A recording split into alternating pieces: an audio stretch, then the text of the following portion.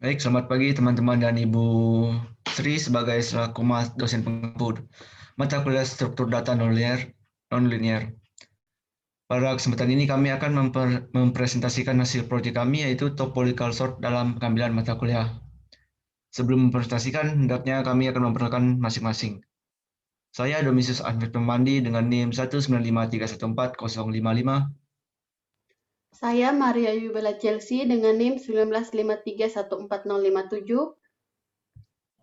Saya Vista Tanderung dengan NIM 1953144045. Saya Franklin Isgiaroro dengan NIM 1953-14051. Saya Seraf Novran Lambai dengan NIM 1953-14050. Baik, untuk garis besar program kami akan dijelaskan oleh Vista. Vista, silakan.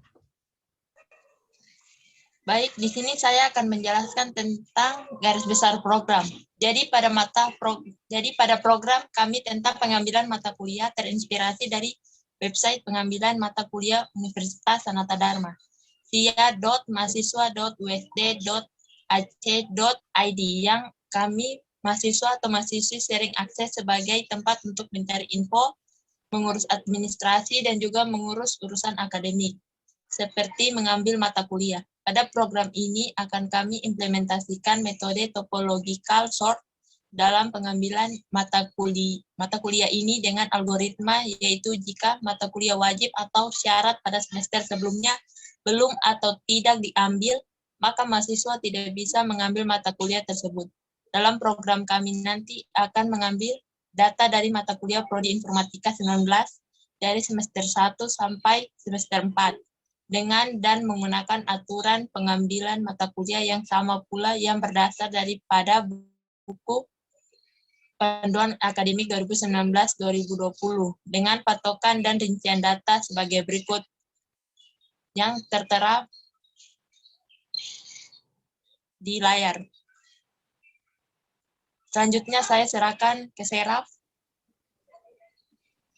Nah, di sini saya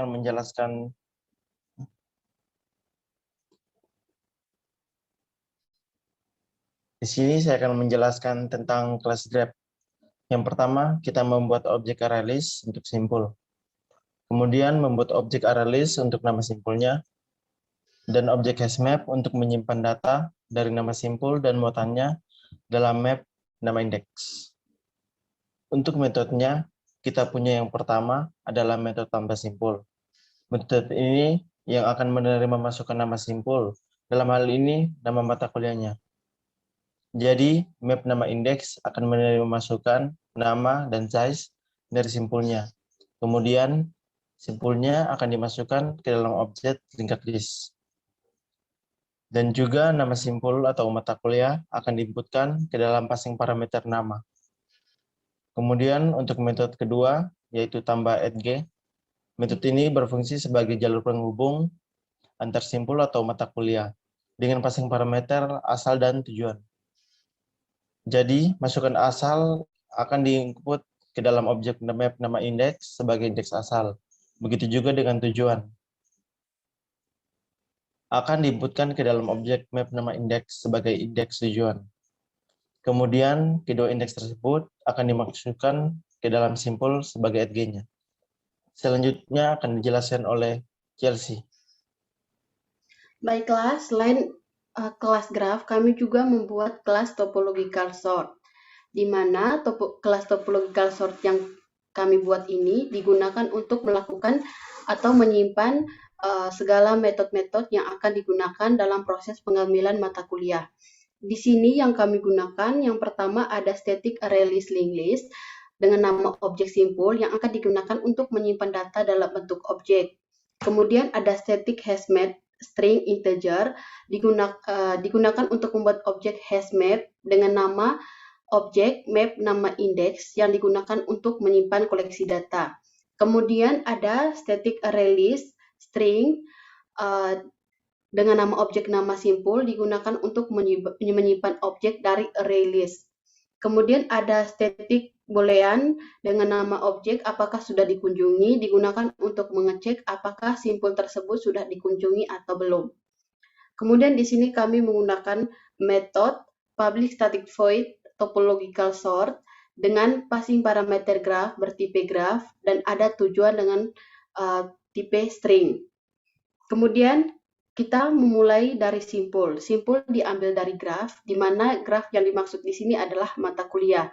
Kemudian untuk map nama indeks juga diambil dari graph, begitu pula dengan nama simpul.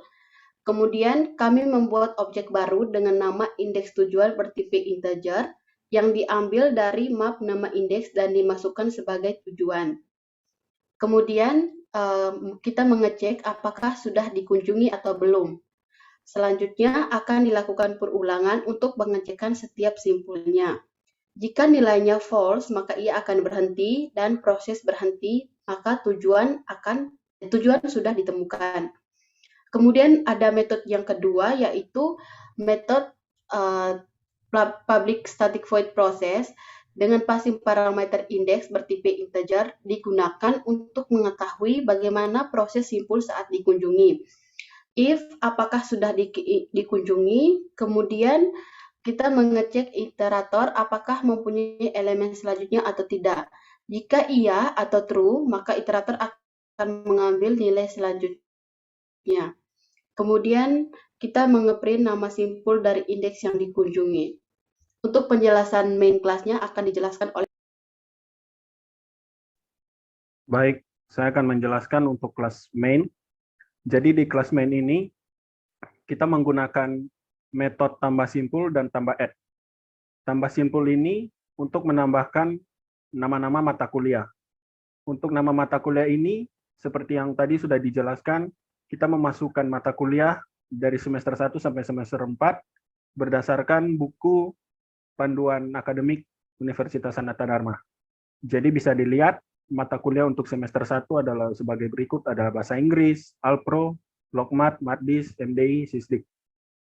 Semester 2 ada PBO, Daskom, Daskomjar, dan lain-lain. Semester 3 ada SDL, Basis Data, Probabilitas, dan semester 4 ada SDNL, AKPL, IMK, dan Aljabar Linear. Untuk tambah add ini digunakan untuk sebagai aturan pengambilan mata kuliah. Jadi dapat dijelaskan bahwa jika mahasiswa ingin mengambil PBO1, maka harus mengambil mata kuliah algoritma pemrograman. Sedangkan untuk mengambil dasar komputer, mahasiswa harus mengambil mata kuliah sistem digital, dan seterusnya.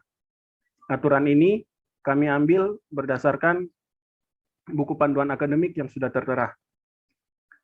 Dan untuk metode di bawah ini adalah metode untuk memasukkan mata kuliah dan melakukan perulangan jika ada input yang salah.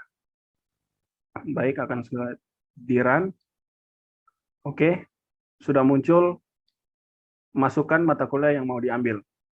Berdasarkan aturan, jika kita mengambil bahasa Inggris, karena bahasa Inggris tidak ada persyaratannya, maka jika kita mengetik bahasa Inggris, maka urutan matkul yang harus diambil hanya bahasa Inggris saja. Jadi, jika mengambil bahasa Inggris, tidak perlu mengambil mata kuliah lain terlebih dahulu. Namun, jika kita mengambil mata kuliah yang disyaratkan harus mengambil mata kuliah yang lain, seperti misalnya PBO2, maka akan ditunjukkan bahwa urutan mata kuliah yang harus diambil adalah Alpro, kemudian PBO1, dan kemudian bisa mengambil PBO2. Sama juga seperti sistem operasi. Jika mengambil sistem operasi, maka akan ditunjukkan bahwa sebelum mengambil sistem operasi harus mengambil sistem digital dan Daskom terlebih dahulu. Jadi, garis besar dari maksud program kami adalah untuk menunjukkan alur mata kuliah yang harus diambil. Jadi, jika mahasiswa ingin mengambil satu mata kuliah, akan ditunjukkan urutan mata kuliah yang harus diambil terlebih dahulu. Mungkin sekian akan dijelaskan oleh Advent. Baik, kesimpulan dari hasil program yang telah kami buat ini adalah bagaimana implementasi topological sort dengan algoritma DFS dalam pengambilan mata kuliah. Sekian dari presentasi kami. Kami ucapkan terima kasih.